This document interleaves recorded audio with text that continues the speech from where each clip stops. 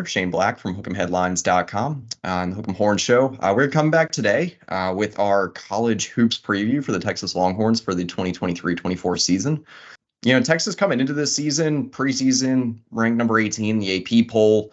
Rodney Terry, it's his first year as the full-time head coach. Got that, was it 4 or 5 year contract during the offseason to remove the interim label. It's high expectations for it. Texas heading into this season again. Third in the Big 12 preseason poll, only behind Kansas and Houston. Kansas, I believe, is the number 1 team in the preseason AP poll, so that's not surprising that most people pick Kansas to win the Big 12. But Texas had 4 guys mentioned in the preseason All Big 12 honors. Max Asmus, preseason first team All Big 12 guard, and then Dylan Dessou, senior big man, Tyrese Hunter, junior guard, and then losing the other one, Dylan Mitchell, if I didn't say it already, sophomore forward, were the 3 honorable mentions. Texas coming off a really nice season last year. Rodney Terry had that magical run to the Elite Eight before falling short to number, what were they, the 5 seed Miami? 4 seed? 5, yeah, I believe 5 seed. Yep. Yeah. Texas's best tournament run in over a decade. You win the Big 12 tournament crown, finish second in the Big 12 regular season standings. By all means, with the coaching situation last year, Texas surpassed pretty much all expectations.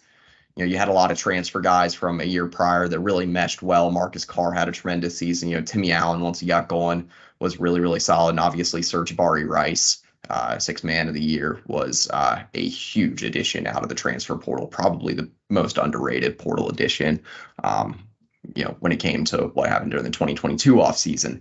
So, Texas heads into this season, there's more roster attrition, a lot of new faces, a lot of new portal guys, some late additions in the 2023 signing class. From the high school ranks, Rodney Terry brought in 4-star Montverde Academy, former Kansas commit combo guard Chris Johnson. He's a guy that could have significant minutes off the bench this season, especially for a true freshman that I think is still getting developed, but he's about 6'4", fits that combo guard role. You got 3-star Devin Pryor, I think a pretty underrated wing that Texas has as a late cycle pickup. I believe he was an LSU flip. And more of a developmental guy, about 6'7", but he's one of the scholarship guys on the roster. He reclassified from 2024 to the 2023 class. So he's probably 2 or 3 years before he's ready to get significant minutes contributing to the rotation. Really the only returning starters, I guess I'll talk about the portal guys before returning starters. Portal guys, and probably the biggest portal addition, hands down, senior guard Max Asmus, mentioned him earlier, all Big 12 preseason first team, guy that scored over 20 points per game. Each of the last 3 seasons at Oral Roberts, led the nation in scoring, I believe, in the 2020-21 season. Just efficient, insane, high-volume scorer, one of the best and most efficient guards in volume in the entire country. You also had Ithiel Horton. I think he was the most recent portal pickup, super senior wing. Has transferred multiple times, but most recently coming from UCF. He'll be a solid off-ball scorer, I think. Maybe someone that could start at the 3, if not get significant minutes on the wing. You had redshirt junior Virginia transfer center, Caden Shedrick. He's a guy that's healing up right now, but, kind of that vintage rim running, a big man that's going to give you good rim protection, good rebounding, can finish near the basket, runs well in transition, so that's important as well. He'll be, depending on how the health situation between Dylan Dessou and Shedrick shapes up early in the season, he could be getting some starting minutes at the 5 this year, but we'll see. He'll get significant minutes either way, even if he isn't in the starting lineup. Another transfer addition in the front court, Zarek Onyemna, junior power forward from UTEP, guy that was originally recruited by Rodney Terry. They're going to link up again. I think Onyemna is going to be an electrifying, just a really strong, powerful presence down in the paint. Decent rim protector, really solid, gritty on-ball defender, very physical, good rebounder, can protect the rim. He can play at the 4 or the 5. And I think the last portal addition, unless I'm missing someone, freshman guard or former UT Arlington freshman guard, Kendall Weaver, like the WAC freshman of the year last year. Very talented, I would assume reserve scoring guard, shot over 40% from deep last season, but can create his own shot. He's a pretty good rebounder for being 6'3", lanky, wiry, good scorer, can play on or off ball. I think he's going to be a huge kind of piece coming off the bench. Returning starters, You had Dylan Mitchell, sophomore forward, getting him back after he declared for the NBA draft. I think it's really, really big. Another year of development for him in this system. You got junior guard Tyrese Hunter coming back, returning starter. Going to be an important part of the backcourt with Asmus, Dylan Dessou. He's injured heading into the season, but I think he can be the best player on the team when healthy. We saw that down the stretch last season. He was Big 12 tournament MVP, had just an incredible stretch of 2 games to open up the NCAA tournament before unfortunately suffering, I believe, another foot injury. And then that knocked him out the rest of the tournament. And then you got Brock Cunningham for his 19th year on campus. Good stretch forward at this point. He's become one of the better 3-point shooters, one of the better catch and shoot threats from deep in the Big 12. But he's still that same gritty forward that can play at the 3 or the 4. Decent defender, will take charges like it's nothing. But someone that has expanded his game a little bit in recent years. So he'll be a key contributor on the wing. You also got Alexander Mikwe. Don't want to forget about him. Another returning player, limited minutes, more of a developmental guy that Texas signed a couple of classes ago. But we'll see if he'll be able to contribute a little bit more this year. I think that does it for the recap. Who's coming back? I don't think we need to cover key departures. I mentioned like Marcus Carr, Timmy Allen, Christian Bishop. Yeah, Serge Barry Rice. He had quite a few big names, exhaust their eligibility, declare for the NBA draft, whatever that be. I'm excited about this team. I think in terms of depth, talent in the rotation, it could actually be a stronger group this year. I think on offense is where this team can really improve. And, the defense is going to have to be solid, but, I think this is a group that's definitely good enough to compete for another Big 12 tournament crown and hopefully a Big 12 regular season title. What are your thoughts coming into the season, Shane? Yeah, I'm excited. I think it's a team. It's interesting in today's day and age of college basketball. It's all about roster building, and we know that Chris Beard was one of the best in the country at that. Even just seeing what he's doing now at Ole Miss, and so it was interesting going into the offseason to see what Rodney Terry could do, and I think all things considered, Texas fans were on him at the start, but he's formed a pretty solid roster. You went through it all, but getting Hunter and Mitchell to return was big, and Asmus was one of the biggest prizes in the transfer portal. So being able to land him was huge as well. And then, supplemental pieces like Ithiel Horton, Kendall Weaver, I think are going to fit in nicely. And I like what Terry did, and I'm optimistic going into the season. I think the national, and the Big 12 media is as well, picking Texas to finish third. And you look around at a lot of national polls, and Texas is a top 15, top 20 preseason team. So, this roster is full of talent. It's got a nice mix of guys who have done it at this level, as well as, some projects who we could see blossom on the 40 acres. I like the fact that this roster is made up of like 11 or 12 guys who I could see get legitimate minutes. And then Terry's just going to have to, kind of vet it out and see who plays well together, who he wants playing in different spots. I think the most interesting question going into this season is how minutes are going to be paired. We kind of know in the backcourt, 85% of those minutes are going to go to Tyrese Hunter and Max Asmus. But you start moving into the front court, and especially at the small forward position, it's going to be a lot of mix and matching. You can go with Dylan Mitchell. So a little bit of a bigger lineup with a 6'9" player at the small forward. You can go a little smaller with an Ithiel Horton, Kendall Weaver, Chris Johnson at the position. So I think it's going to be interesting to see how Terry mixes and matches. And that's why the non-con is going to be so huge. Texas travels to Madison Square Garden in late November. But for the most part, kind of some games that not you can take lightly, but games that Texas shouldn't be pushed in. Even in those games, I think it's going to be interesting to watch how RT pairs these guys out on the court, because that's going to give us some insight into what we're going to see in Big 12 play. But yeah, shout out Rodney Terry for having a great summer. I think he's put this team in prime position, and experienced guards tend to win out in college basketball. And Texas has one of the best backcourts in the country with Tyrese Hunter and Max Asmus. So this train is going to go how they go, and I think they're looking pretty solid heading into the season. Yeah, I mean, I guess we'll start with your point about the backcourt. And how those minutes will be divvied up. And I'll dig a little bit deeper and say just like what the roles will look like. There's been a lot of chatter around the program this offseason of, who's going to be the on-ball guard more often, who's going to be playing off-ball in the backcourt. Mainly when I'm talking about that two-man combination of Tyrese Hunter and Max Abmas. And we saw Hunter last season kind of, I think earlier in the season was a little bit more ball dominant than he was down the stretch. And he came out of the gates really hot last year. I think in November he was performing at a potential all Big 12 level. Scoring in the double figures, averaging around 3-4 assists per game, engaged on defense, was shooting the ball pretty well. And then it just felt like the energy kind of left his game. He had some injuries that were happening. I think the coaching turnover probably had a bigger impact on his game more so than most of the other players.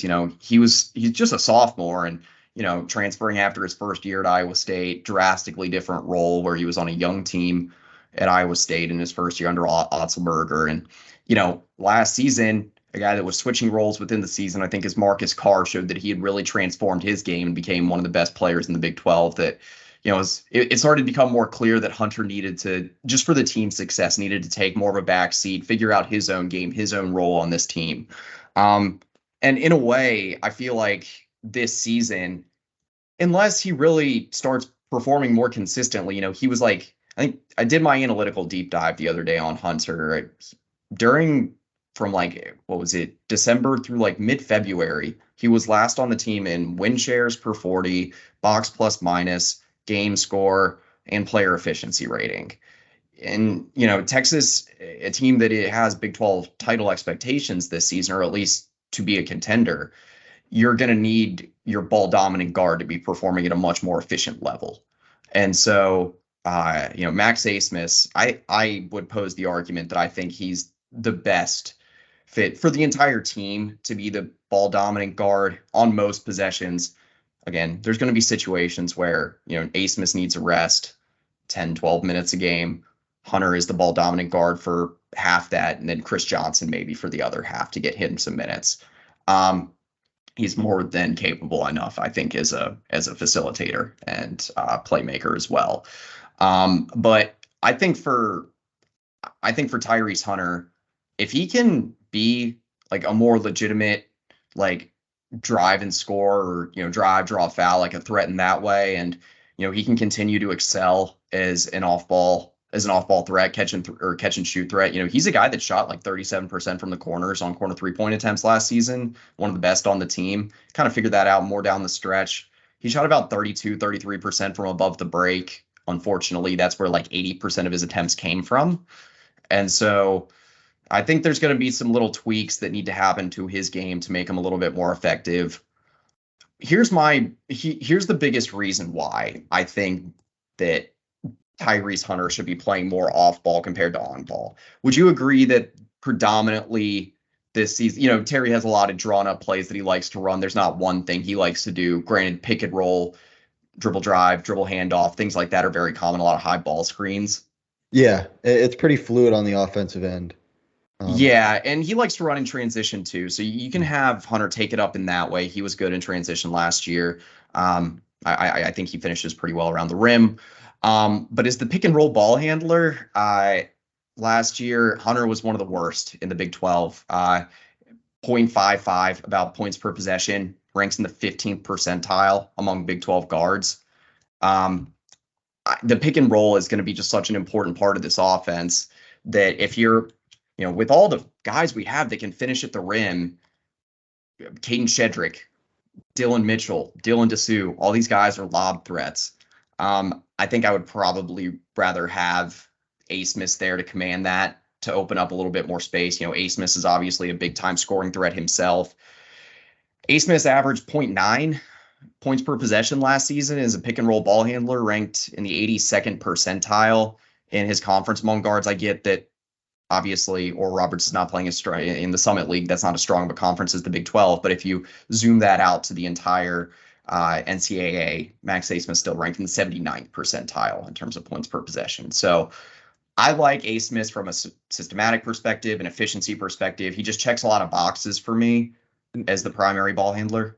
So just to hop in right here, I don't want to put you on the spot, but I know you can source a lot of these stats. If you could really quick, or if you have it top of mind, what Tyrese Hunter's 3-point shooting splits from above the break compared to in the corner? Because I think there's going to be Oh yeah. a lot of potential this year to run horn set with A. Smith as the primary ball handler, and then you have Shedrick and Dessou on the elbows, and then a guy like Kendall Weber in one corner and a guy like Tyrese Hunter in another. Because A. Smith, like you mentioned, is great in the pick and roll with the ball in his hands. He can take the step back three. He can hit the mid range jumper. And when you have guys like Dessou and Shedrick who also can step back out and also can roll to the rim, it's really going to open up the court. And we know Kendall Weaver, you mentioned it, is good from the corner and shot over 40% from three last year. I'd just be curious if you have Tyrese Hunter. So what is that? Here's the shot chart for him from last season. Okay. So he was 12 of 33 from the corners, so around 36.4. Okay. And then 33.6. So I probably undershot his numbers from above the break, but still decent enough difference. Yeah, he can be a catch and shoot threat in the corner. Like I think that is a good. I think that's a good spot for him. I'm not saying just throw him to the corner every possession, but I do think Hornset could be very effective when you have guys like Shedrick, Mitchell, and Dessou who, like you said, get downhill very well, and guys that you can space out. So I think that's going to be something that the offense systematically will go to a lot. Yeah, very true. And, I think with Hunter, you can use him, right, where even if he is posted up in the corner, it's not like he's just like a PJ Tucker where he's just standing there and he's either going to shoot or take up space. Like he's not a threat to do anything else like drive to the rim. I think for Hunter, again, I think he's a guy that, if he's got obviously if he's got a clear lane to the basket, he's a pretty good guy that can cut back door too on cutting plays last season. He averaged about 1.4 points per possession, 78th percentile among Big 12 guards. Only did that on 5% of possessions, so it wasn't like a super common thing because you had so many other guys that could cut and were so good at getting back door and getting to the rim. I'm thinking like mainly like Timmy Allen and Serge Barry Rice. But those guys are gone. You're going to have someone that can, move well off ball and create space for all these other shooters. And, a lot of guys that I think can still be mid-range threats or within maybe 6-8 feet from the basket. And like you said, there's a lot you can do with the different plays in this rotation because you have so many unique skill sets and so many guys that can space the floor. And I think it's going to be on Terry to set up this team in advantageous spots on the offensive end of the floor. We saw last year, Marcus Carr and Serge Barry Rice specifically were very good at bailing this team out late shot clock. And some of those Texas teams in the late Rick Barnes era and the Shaka Smart era, a lot of those complaints were you run 30 seconds of possession and then at the last second someone's chucking up a bad shot. So I think it's going to be key for Texas to get in their offense early. You mentioned it too, run a little bit and get guys open looks because we don't have those two fifth year. I mean, A. Smith can do it, but having Marcus Carr and Serge Barry Rice be able to get to their spot when needed at the end of a shot clock was huge, and that's something that this team doesn't really have. Well, and to a larger point, like you were saying, you don't really want that to be you want to have you need that guard that can bail you out when need be, and I think that is probably Max A. Smith. I'm pulling up the numbers now. I guess he really he only had as the primary ball handler, he only had around 10 possessions last year where he was creating the shot as the primary ball handler within the last 4 seconds of the shot clock. I think Marcus Carr had like 3 dozen, if not more of those last year. And you're right. I mean, Serge Barry Rice led the Big 12 in points per possession and ISO plays for most of last season. And as nice as it is to have that guy, just that cheat code that you can give the ball to and let him go to town, I don't want that to be A. Smith this season. I mean, I will say he's probably not going to be as good at that. I think, you also got to think about this too, right? Tyrese Hunter's not really going to be that guy to bail you out. I think whenever we saw him chuck him up last year, there were some pretty ugly shots. When you have a double team on him, he's not He's not able to wiggle free as much. I don't know. He just doesn't have that feel yet of how to draw contact, gets the line, or like finish through like contact away from the basket yet. And so where Marcus Carr and Serge Barry Rice were insane, and Serge Barry Rice obviously had that shot fake, best shot fake in America. Yeah, without getting too deep into that, I do think that this needs to be an offense that's initiated pretty early in the shot clock or run in transition a little bit more, so that you maximize all the different skill sets that we do have. But I'm excited. I guess I'll wrap up on this for the backcourt. Just this is a talking point. I'm excited to see what Chris Johnson can do because he might be. Am I incorrect in saying this, that he might be like the most pure like distributor we have of the basketball in the lineup?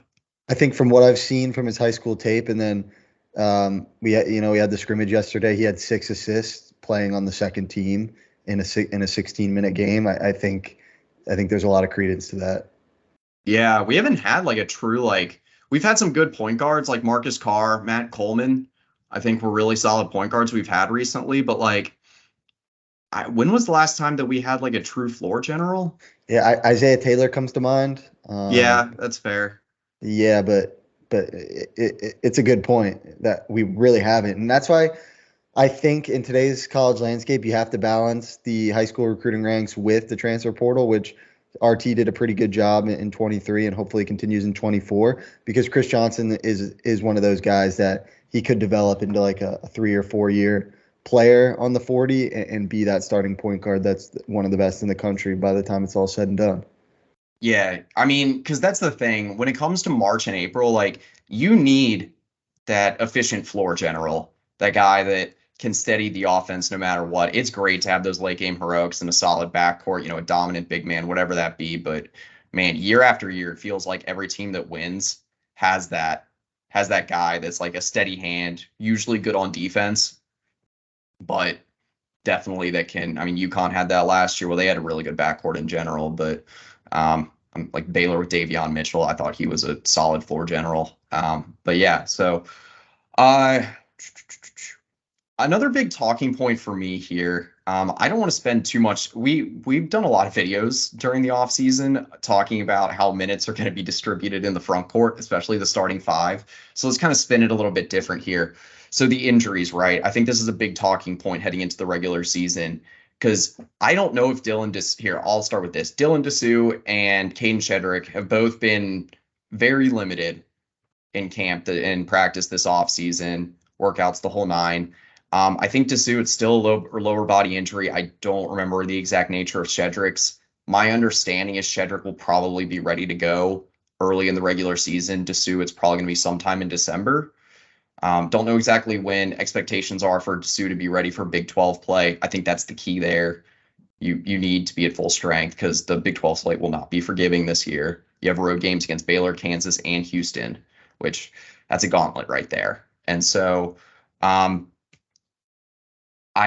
here's my thoughts. Let's say Shedrick is ready to go for the regular season. There's been a couple of reports that he could be. I think obviously if because Dessou is going to miss the start of the regular season. I think that's no question at this point. It seems foolish to put him in for like the first 4 games, when you got like Incarnate Word and Rice and teams like that. Doesn't seem worth the risk. So I think Shedrick is starting at the 5 to start the season. I would assume Dylan Mitchell at the 4. Now, here's where you throw a wrench into things. What if Shedrick and Dessou are out to start the regular season?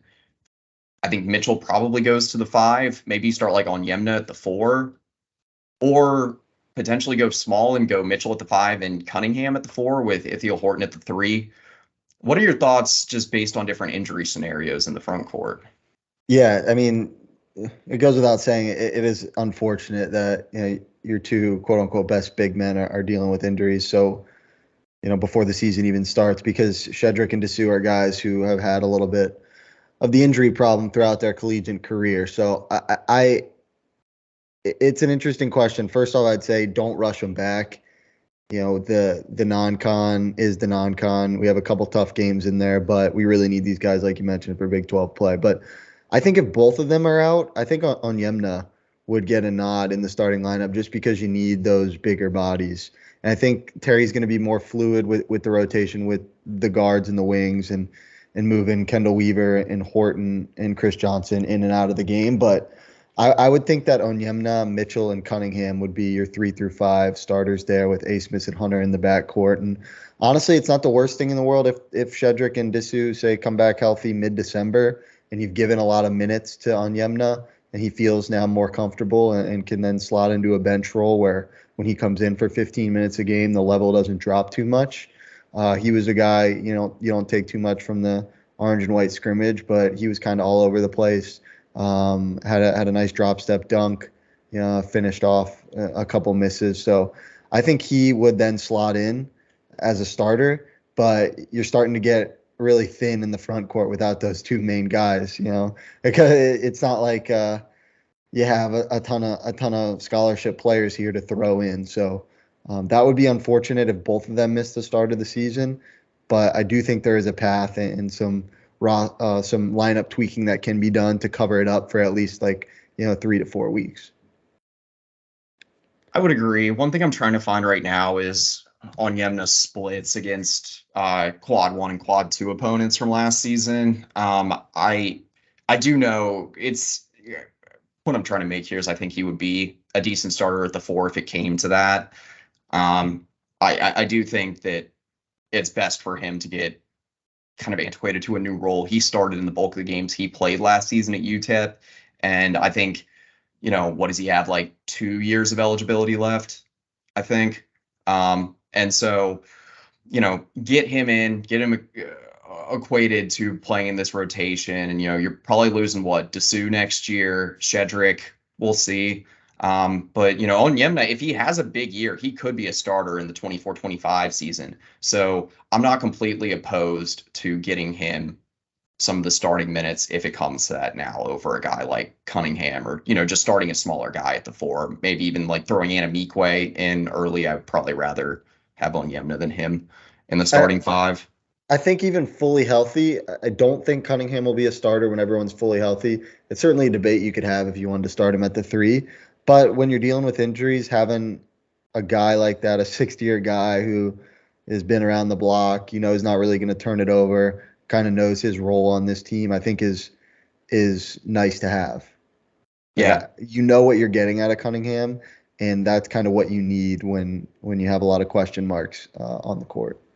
Yeah, very true. Yeah. I mean, Onyemna averaged, it looks like 9-10 points per game last season in 6 games played against quad 1 opponents, around 4 or 5 rebounds, started in a little over half those games. So considering UTEP wasn't a very good team, those aren't bad numbers. So I think you could potentially see something work there. Okay. So I'm trying to think any other big talking points heading into the season. I think the front court injuries and, the backcourt roles are 2 of the bigger ones. I think so. Fully healthy, we get into March, first game of the NCAA tournament. What is your ideal starting lineup, and is that different from your ideal closing lineup? Okay, should we get into the lineup conversation now? Yeah, I think we asking the situationally. Well, I think we can. I think we should switch the topic to lineups when we're fully healthy. What we think, what we'd like to see. We can go and get into it. So let me get out of this. Yeah, I've got the projected lineup that I think Texas will roll with early this season. I don't have the exact division of the minutes and everything that I think will happen, but we can kind of talk about that a little bit from a high level. So I got A. Smith at the 1. I think that you can put A. Smith and Hunter both into kind of combo guard roles because I think they're both going to be handling the ball at different times. I explained earlier, I think there's a strong case for A. Smith. He's the better guy in set plays, more experienced guard, better scorer. It's all around more efficient player, I think, on offense. I got Hunter at the 2. Again, a guy that shot I think he was shot around 36.5% from 3 last year on catch and shoot attempts. So, again, off-ball scorer, I think he can play that role. Ithiel Horton, I got him at the 3. So, Ithiel Horton's about 6'4", 6'5", Yeah, yeah. He's got good size. He's a good off-ball scorer, shot 37.5% abouts from three last season at UCF. Um, he's got multiple different spots he can work. The thing is, though, he's a pretty good guy shooting from the mid-range. He can be a secondary outlet, a secondary playmaker in this offense. You know, having A. Smith, Hunter, and Horton, that gives you three guys that you feel Smith, I feel really good about scoring, but if you need secondary options, I love the idea of giving it to Hunter or Hunter or Horton there. Um, it at the four, Dylan Mitchell.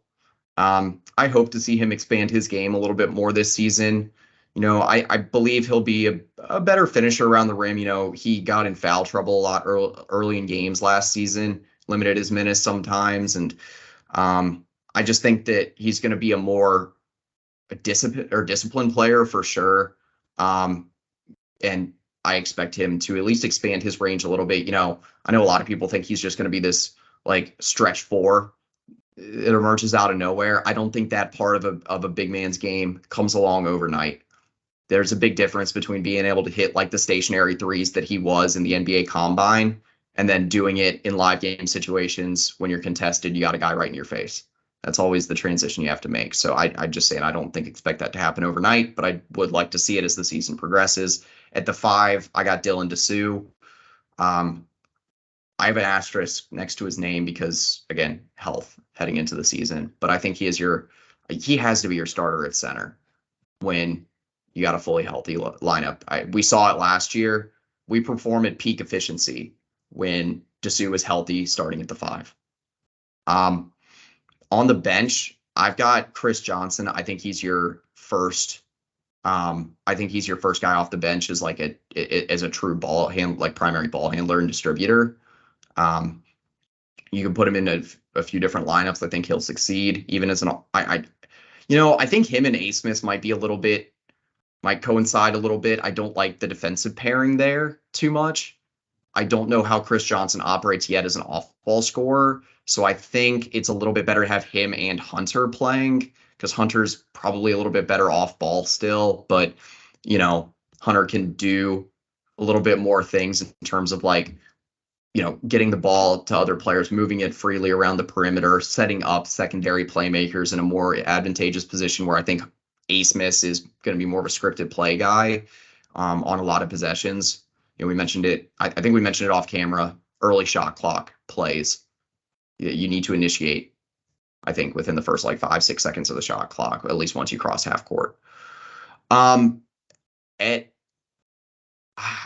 think Kendall Weaver is going to get most of his minutes at the two, but I think you can play him in a 3-guard lineup if you're going really small. But I think the best position for him is just getting 20 to 23 minutes per game off the bench, playing mostly at the two. He's just going to be a spark plug on offense, very efficient scorer coming off the bench. I think he'll be a huge piece of the team this season. At the three, I think the first player off the bench probably is Brock Cunningham.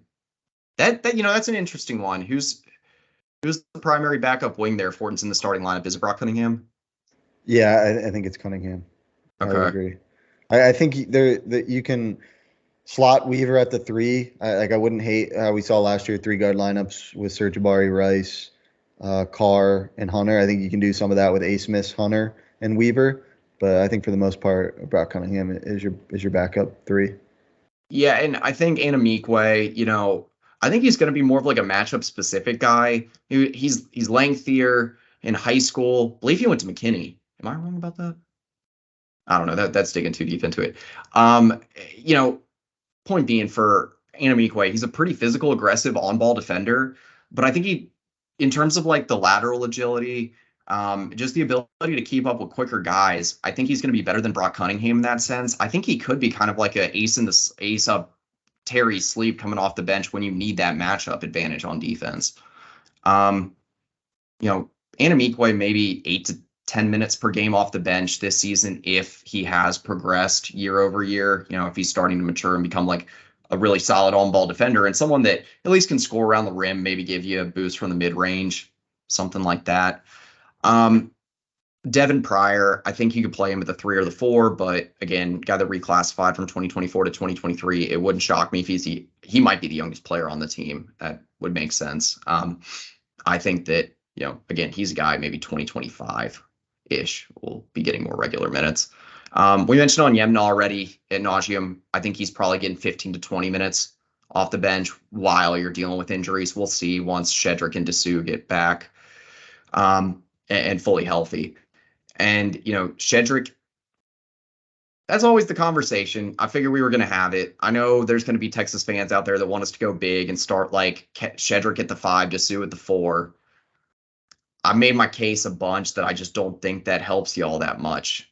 I get that Dessou can stretch the floor a little bit, but man, it's best when you got that lane clear for Dessou and you can let him go to town one-on-one. Because if you have Mitchell in the game, he can draw out to the perimeter or at least to the mid-range. I think with Shedrick, you know where he's going. So if Dessou has the ball, it's just going to clog up the lane. I've made that case before, but Yeah, I agree. I think we've seen a lot of preseason projections, if fully healthy, that the starting lineup will be Mitchell, Shedrick, and Dessou. And we're in agreement here. I don't think that lineup does you any favors at all.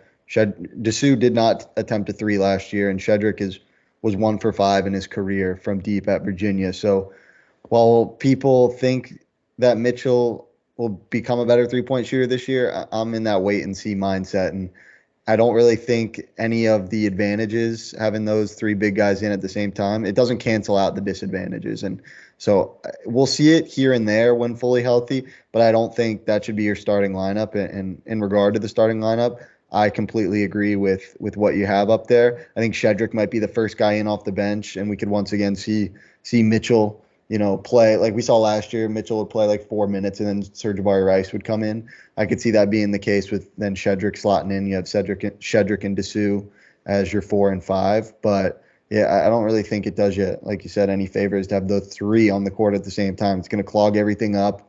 And until Mitchell and or Shedrick can prove they can step out and hit a 3, no one's going to respect that. So I think it's smart kind of what you did with having Ithiel Horton at the 3, because he can obviously spread it and he's more of a guard type in that role. But yeah, kind of going through. I like Kendall Weaver as the second guy off the bench, or the first guy in the backcourt off the bench.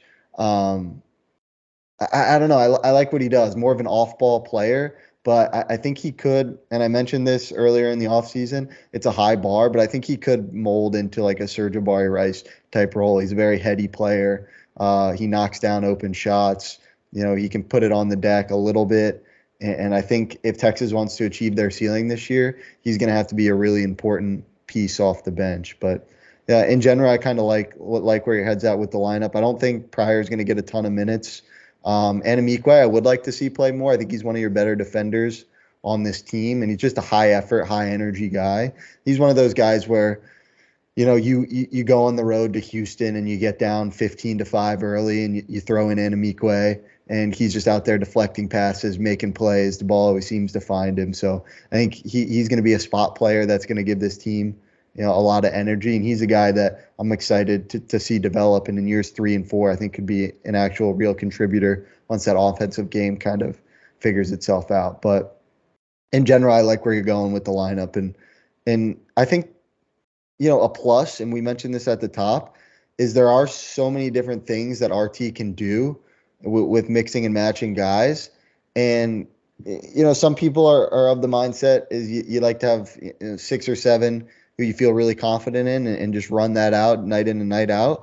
I like the almost ambiguity of it, where you have 11 guys you feel comfortable with, and then it's on the head coach and it's on this coaching staff to figure out who plays well together and who matches up against who. And so, yeah, I think it's going to be, in that sense, a tough coaching job for RT, but if he does it right, I think there's a lot of potential where this team can be really, really good. I agree. Here's one interesting thing I'll say this first. I think that there's actually a lot of potential with Kendall Weaver as kind of maybe your late shot clock guy in that Sir'Jabari Rice sort of role. He just draws contact really well. He gets to the line at a pretty high rate. I think his free throw attempt rate was something like 35-40% last season. Most of that was coming within the 2-point arc. So, I mean, he shot 40% from the corners last year on 3-point attempts with 6 seconds or fewer remaining on the shot clock. Dump it out to him. If he's open out there, that is a pretty high percentage look if it's late shot clock. So, and he's a good contested shot maker. Those I've said it for the longest time. I think that's an important thing to have late shot clock in basketball nowadays is those guys that could just go nuclear late shot clock on tough shots, those contested shots. I'm thinking like Devin Booker, Zach LaVine types. They're really fun to watch, but there's nothing more exciting than watching someone drain a 38-foot pull-up that's contested. It might not be the most realistic look, but yeah. Anyway, yeah, as far as the lineup's concerned, the health of the front court is going to be an overarching storyline for the next couple of months. Hopefully, once we get into the new year and into Big 12 play, that we're healthy, we're good to go. Dessou and Shedrick have rust shaken off, and that they're back in regular minutes. Yeah, I agree with a lot of what you're saying. I just think that like the mixing and matching, there's probably going to be some experimentation early in the season because this is a new team that he's working with and, putting guys in new roles. So, next thing I'd say, just let's go ahead and look at the schedule. Texas, I'll highlight the bigger games out of conference. We've already spent a good amount of time on this video. You got the Empire Classic in late November. That's kind of your big early season stretch of games for Texas. Louisville on November 19th, and then either UConn, the defending national champions, or Indiana the day after. I think that depends on who wins each of those games. But I'd love to see Texas face UConn early in the season. Mm-hmm. That'd be a tremendous early season test. I don't know how good Louisville is going to be this year. They improved down the stretch last season, but I think still a lot of question marks there. I think for a lot of people that are Big 12 fans that, when they scored fewer than 30 points last season against Texas Tech in a non-con game, I think that will stick to a lot of people's mind. I would not expect that sort of result when Texas faces them, but Texas will probably be favored. The rest of the non-con, I think in terms of away games, like true away games, your biggest game is on the road against Marquette in the Big 12 Big East battle. That's on December 6th. Marquette could be a top 25 team this season, I think. I think they're top 10 in most polls. Yeah, I was going to say that probably way undershot them. They're number 11 preseason in KenPom. Yeah, that's going to be a super tough game. Obviously, you have the shock element of that too, but playing in Milwaukee is always tough, and Tyler Kolek is one of the best players in the country, and Shaka's kind of has that run, and so that's an incredibly tough game on the road. Texas has a lot of, like you mentioned, even in the Big 12 as well, a lot of tough road games that'll test this team. But that ultimately shapes you for March. You're not playing in the Moody Center when the tournament comes around, so getting those tough road tests is always a good sign. And why I completely agree. I don't think Texas will have too much problem with Louisville, and hopefully UConn can handle Indiana. And then that sets up a pretty big matchup against, like you said, defending national champion, potential top 5 team. Donovan Clingan, their center, is one of the best players in the country. He's going to be a tough matchup for the Longhorns, but that would be another game that I'm really hoping that we get to see. Yeah, and I mean, Marquette might have the best big 3 of any team that Texas faces in the non-con. I mean, UConn, I guess you could argue with Clingan. They got that freshman Stephon Castle, and then Tristan Newton. So that's a solid group. But I mean, between Cam Jones, is it Iso Ighodaro? Marquette has a decent front court too, but it's mainly that backcourt duo of Cam Jones and Tyler Kolek. I guess Cam Jones can swing over, play some minutes at the 3, but Oso Ighodaro, forward, averaged about 12 points per game, 6 rebounds, 3 assists. They got a lot of solid players, and of course, like you said, facing Shaka Smart again, that always makes for an interesting matchup. You got the neutral site game against LSU in the Halal Guys Showcase, and that's mid-December. LSU, their preseason KenPom top 50, so right now KenPom barely has them inside quad 1. I think LSU could be a difficult matchup. And then that's probably your last what? Yeah, I think that's probably the last difficult non-con. You probably got four that are decent games. We'll see. Maybe a team like Wyoming or Texas State, Rice. Maybe they end up being a solid team this year. But the rest of it, I'd say looking forward to Big 12 play. You got some games that are winnable to open up Big 12 play. You open with Texas Tech at home, then Cincinnati and West Virginia on the road. West Virginia has undergone a little bit of a makeover with the whole Bob Huggins thing that happened during the offseason, one of the weirder things I've ever seen. Away at Cincinnati, I think that's a manageable one. Then you get UCF at home on the 17th, Baylor at home on the 20th. I mean, Baylor's going to be a good team this year, I think, but I think it's winnable when you get them at the Moody Center. You play away against OU and BYU, and then you hit late January, early February, and that's when the schedule reaches kind of a different level.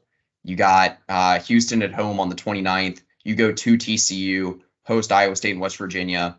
And then you got Houston, Kansas away in a stretch of 3 games. You beginning of March, you got Baylor on the road. You got probably 5-6 games from late January through early March that could potentially be against top 10 teams. I'd say 3 of those games at least on the road are going to be against top 10, top 15 teams when you're talking about facing Baylor on the road, Kansas on the road, Houston on the road. I'll say this. I think if Texas comes away against, we mentioned 5-6 big games in the Big 12 and then 4 big ones in the non-con. If you can come out of those 4 big games in the non-con with 3 wins, and then, even if you split those big 5 or 6 games in Big 12 play and you take care of business the rest of the way, you're not like losing to UCF at home, things like that. Texas is going to be in a spot to compete for another high single-digit seed in the NCAA tournament. Maybe I'd say 3 or 4 seed is probably realistic right now. If you do, again, take care of business early in the season in these big 12 games. I guess I'll go ahead and get into record predictions for this for me. Texas finished 12-6 in the Big 12 last year. I'll go 11-7 this year. I think the Big 12 is even harder this year. I just like the middle of the Big 12. I think teams like Oklahoma State, I wouldn't really put Baylor in the middle of the Big 12, but I think teams like Oklahoma State, like West Virginia, Texas Tech, I think that middle tier of the Big 12 is going to be decent this year. But, mainly at the top, I think you're going to maybe have 3 or 4 top 10 teams once you get into Big 12 play in the conference. 11 wins. Let's go 20. I'm going to go 22 wins on the season. So you got 22-9 overall, and then 11-7 in conference. Yeah. So it'd be 11-2 in the non-con. I don't hate that. Yeah, I mean, so the non-conference game, I think you should get by Louisville pretty easily. So then it's LSU, Marquette, and UConn. I have a hard time seeing us come away from a Marquette game on the road that early in the season, especially if we still have some injury issues in the front court. Yeah, so I don't think we're beating UConn or Marquette, so hopefully you can get that LSU game. And then in that case, I'd be with you at 11-2 in the non-con. And then, you hit on the Big 12 pretty well. I think important to note this year, obviously, we're not doing the home and home with everyone because there's 14 teams. You play everyone once, and then the teams that Texas doubles up against are Tech, WVU, Baylor, Oklahoma, and Houston. So, playing Baylor and Houston twice, it definitely pretty tough. Not the easiest draw you could ever get. Hopefully the Horns are healthy at this point in the season. I'm going to go a little more conservative. I'm going to say 10-8 in conference play. There's a lot of talent on this Texas team, but I do think some of their weaknesses could be magnified if Terry can't get the rotation right. If some of the big guys have to miss some time.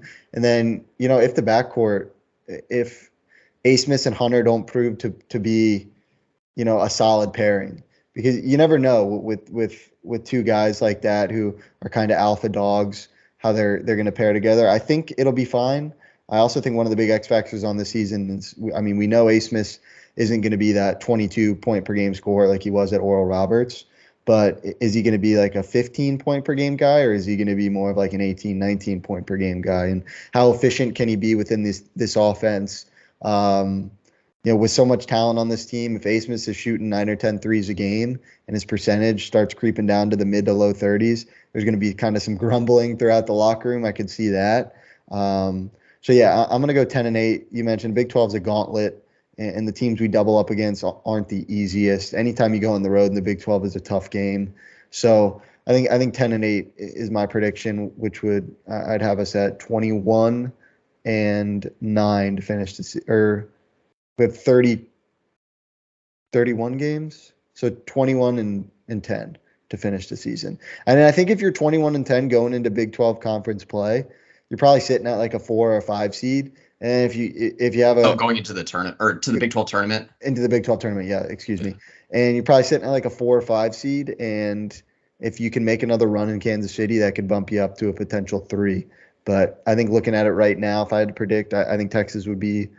I'm going to go with a 5 seed heading into the NCAA tournament. Yeah, that's fair. The Big 12 in Ken Palm and Bartorvik is projected to be the best conference in the nation again in adjusted efficiency. Big 12 has 9 teams projected in the top 40 in adjusted efficiency this season, most of any conference. Here's one thing that kind of caught my eye when looking at the Big 12, right? 4 teams that rank in the top 6 in adjusted defensive efficiency in Ken Palm's projections. You know, the crazy part about that, Texas faces, well, because Texas is one of them. They face the other 3 on the road. That is a stat right there and I think, let me look here. I think UConn's number 4. So that means you face 4, because you are one of them. That means there's only one team in the top 6 in adjusted defensive efficiency that you don't face on the road or at a neutral site during the regular season. And that's where, you're going to get tested a lot. And that's where how clean is this offensive system?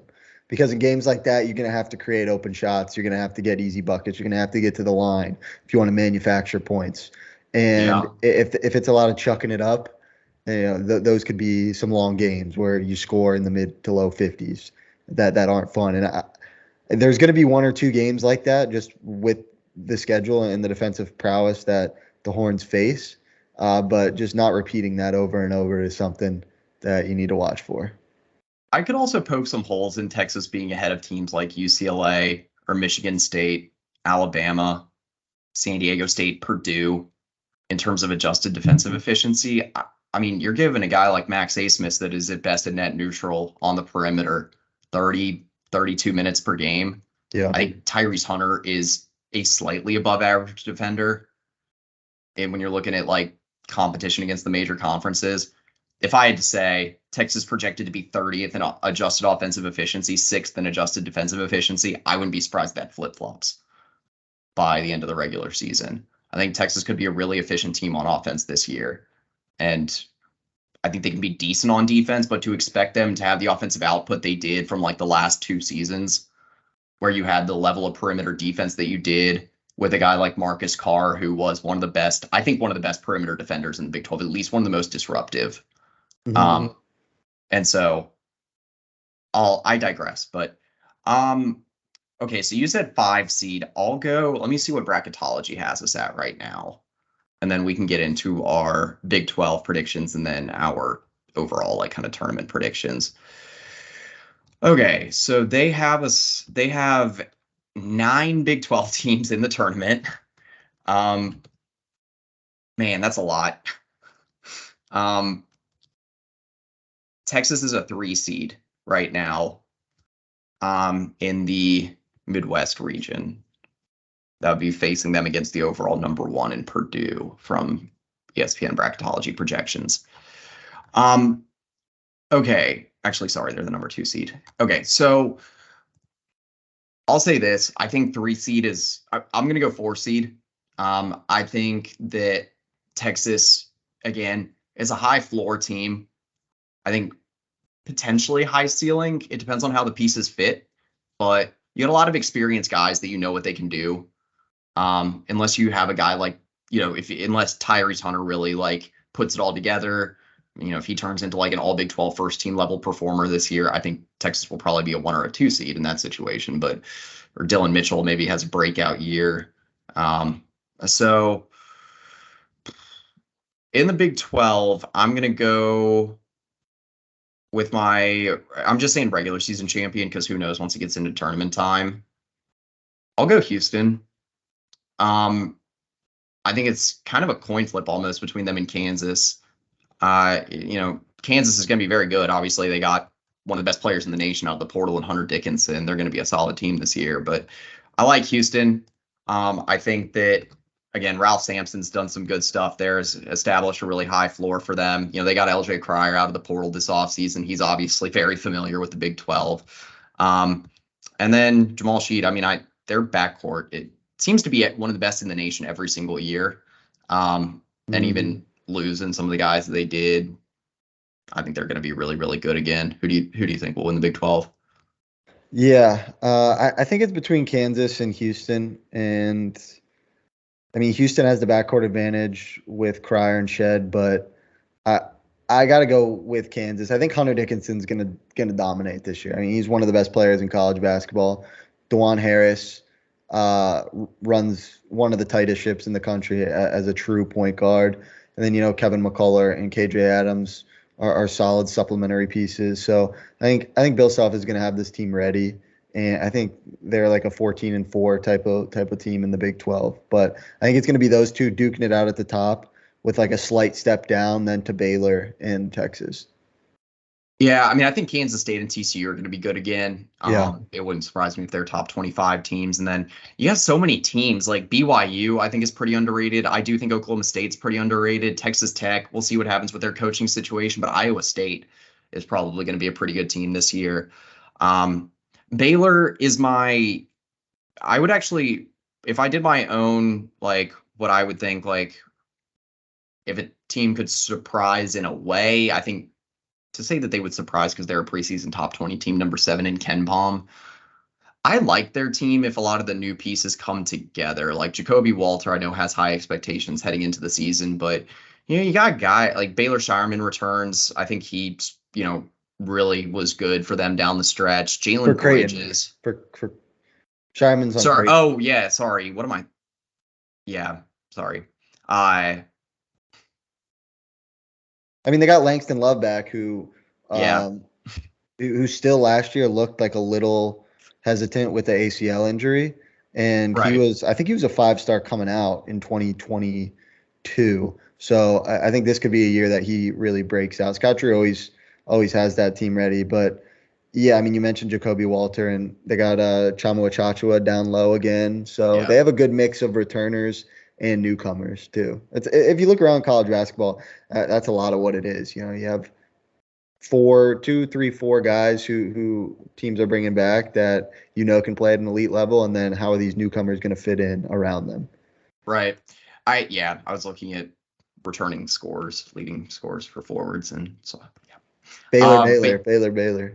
Yeah. Jalen Bridges is who I meant to talk about there. I think kind of a vintage Scott Drew forward that, just gets a lot of tough rebounds and scores a lot of tough baskets within the 2-point arc. And, Bray J. Dennis, I think it's going to be another solid piece for him. You mentioned Langston Love, Chama Chachua.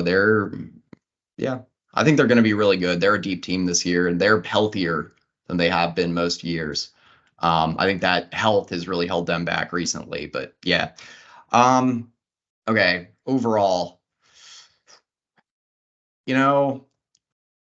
I said North Carolina was going to win last year, so I don't want to toot my horn too much, but on something else that I do, North Carolina was the number 1 team in the country going into last season, and I completely questioned that. I was like, they're a top 20 team at best, because they got hot in the tournament, it shouldn't take away from what they did throughout the regular season, which was really nothing. They backdoored their way into the tournament. So just because you're bringing back 5 guys, if those 5 guys weren't very good last year, it's like, why do we expect them to be so good? But Um, but yeah, That's fair. I mean, yeah, Purdue's going to be good.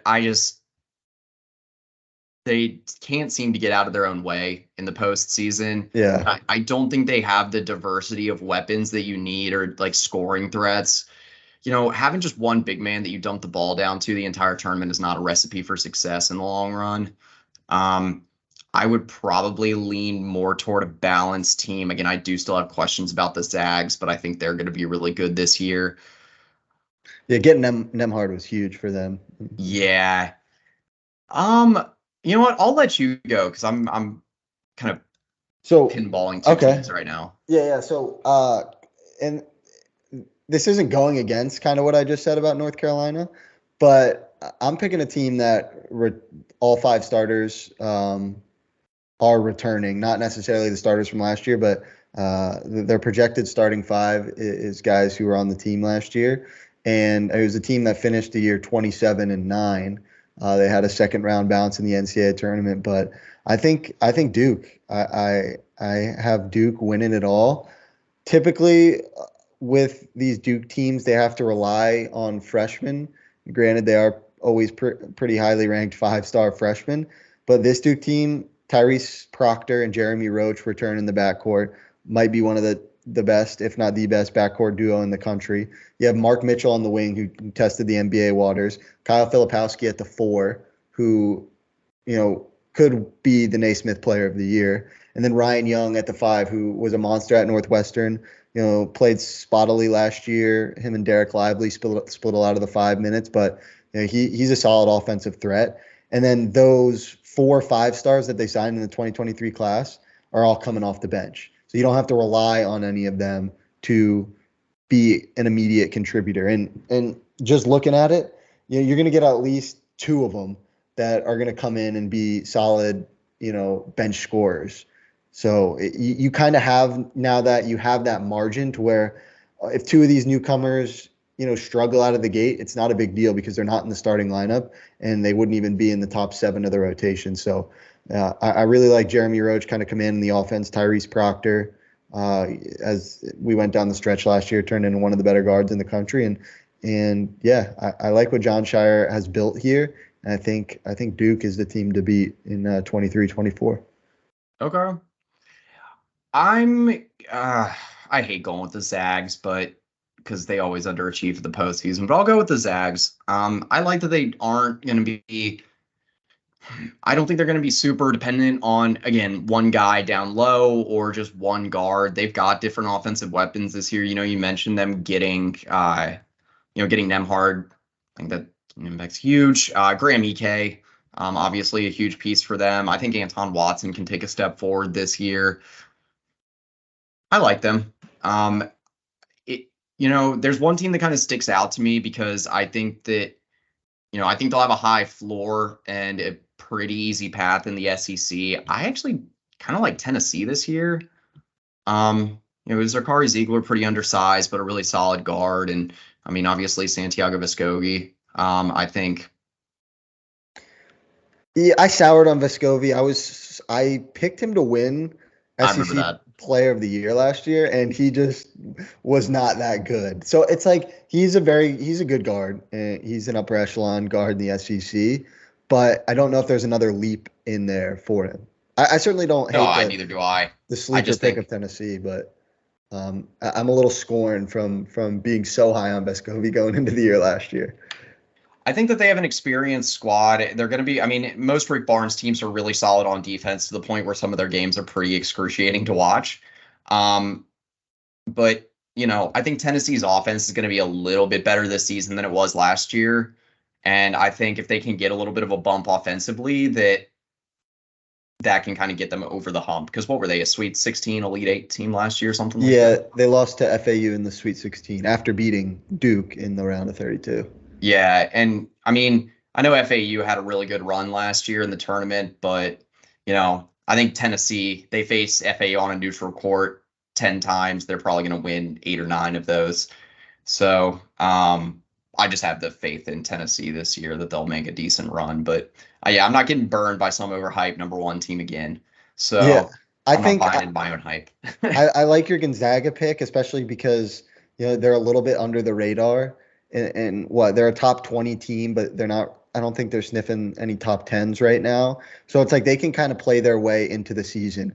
Where a lot of these Zags teams of the past, it's been like, all right, you're number 1, 2, or 3 coming out of the gate. You're gonna have these non-con games where all the eyes are on you, and then you're kind of slowly fade away into the WCC play. But I think Gonzaga has the chance to really play themselves into the season. And a guy like Nemhard, who reached the Elite Eight last year as a starting point guard, he's one of the most fun guys in college basketball to watch. And you got Hickman in the backcourt as well. So I think Gonzaga could be a sneaky team that, finally people are starting to fade off of them. And that's where you pounce back on them. And that's where they have the good tournament run. So I think that's a sneaky good pick. And they have so they're going to get tested early, right? So they play Purdue on November 20th in a neutral site game. They play USC, who's going to be really good with Isaiah Collier. They play them on December 2nd. They play UConn on December 15th. And then I would assume this is some type of like SEC.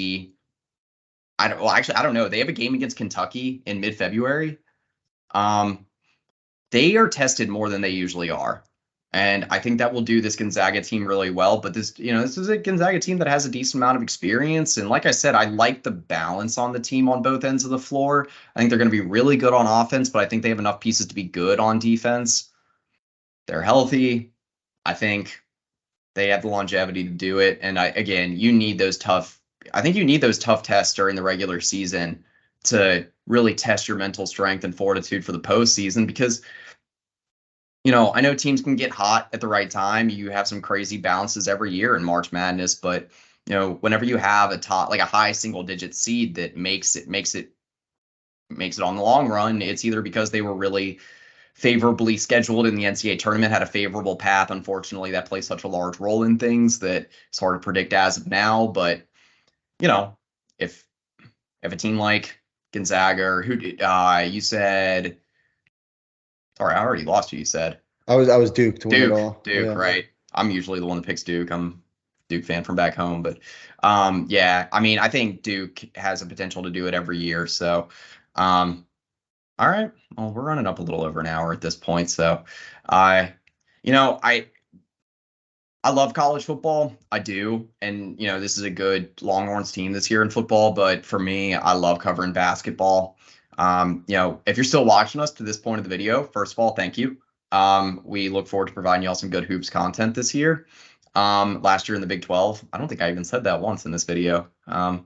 It really shows the difference in quality between Big 12 football and Big 12 hoops. That is the one thing I will miss about leaving the Big 12. I got to say, the Big 12 is the best basketball conference in America at this point. Big 10 and I think the Big 10 and the ACC have kind of fallen off in minor ways recently, especially the ACC.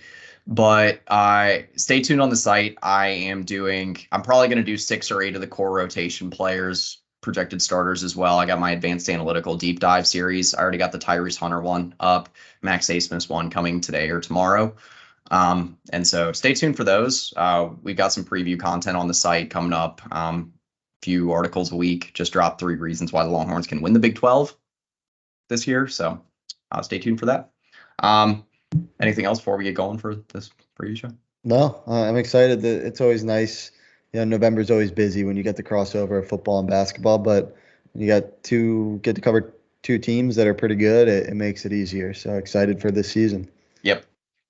That is for sure. All right. For Shane Black, Andrew Miller, Hook'emHeadlines.com. That's pretty much it. Hook 'em.